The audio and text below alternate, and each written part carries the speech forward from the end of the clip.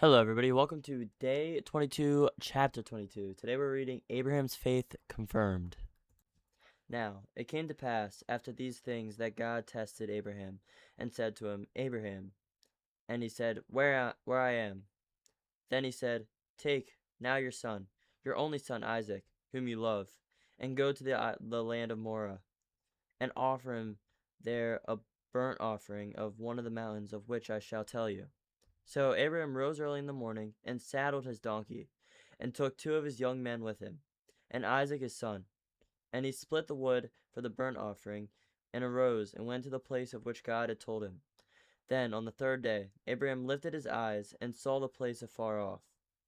And Abraham said to his young men, Stay here with the donkey, the lad, and I will go yonder and worship, and we will come back to you. So Abraham took the wood of the burnt offering and laid it on Isaac his son. And he took the fire in his hand, and a knife, and the two of them went together.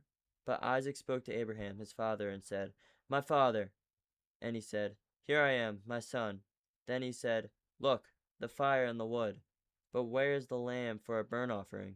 And Abraham said, My son, God will provide for himself the lamb for a burnt offering. So the two of them went together.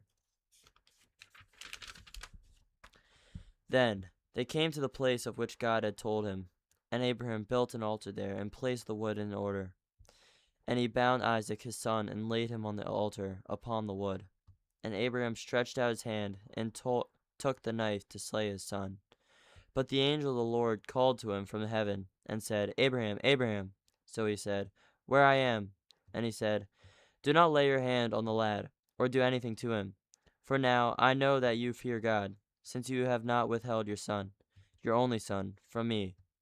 Then Abraham lifted his eyes and looked, and there behind him was a ram caught in a thicket by its thorn. So Abraham went out and took the ram, and offered it up for a burnt offering instead of his son.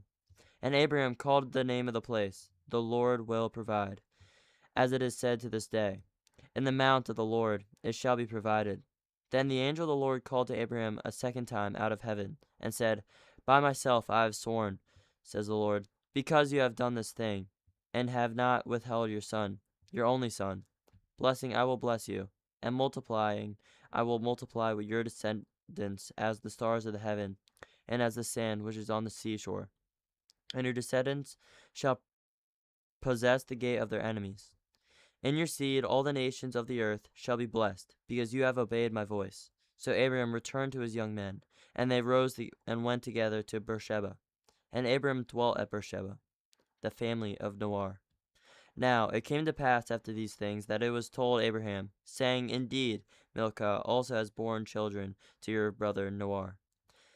Huz, his firstborn, Buz his brother, Kemuel, the father of Abraham, Chest, Hazo, Pildash, Jelaph, and Bethuel.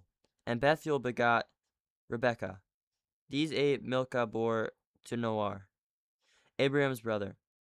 His concubine, whose name was Rumah, also bore Teba, Gam,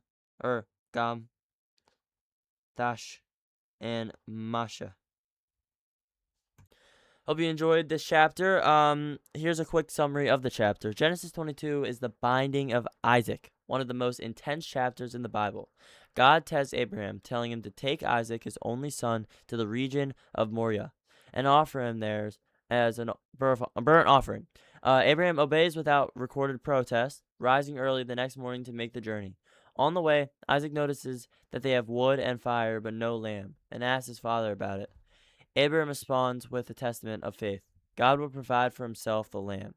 At the place God shows him, Abraham builds the altar, binds Isaac, and lays him on the wood, knife raised. And at that exact moment, the angel of the Lord calls out, stopping him.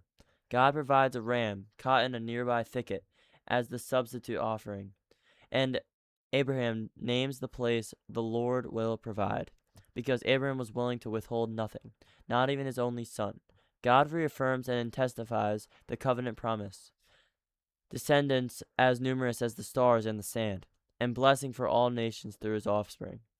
The lesson underneath it: this is the ultimate test of faith and obedience, trusting God even when his instructions seem to contradict his own promises, since Isaac was the promised heir. It's widely read as a picture of substitutionary sacrifice, foreshadowing later biblical themes of a provided substitute. Oh my gosh, substitute. Sorry, standing in for the one who was to die. It's also deeply human.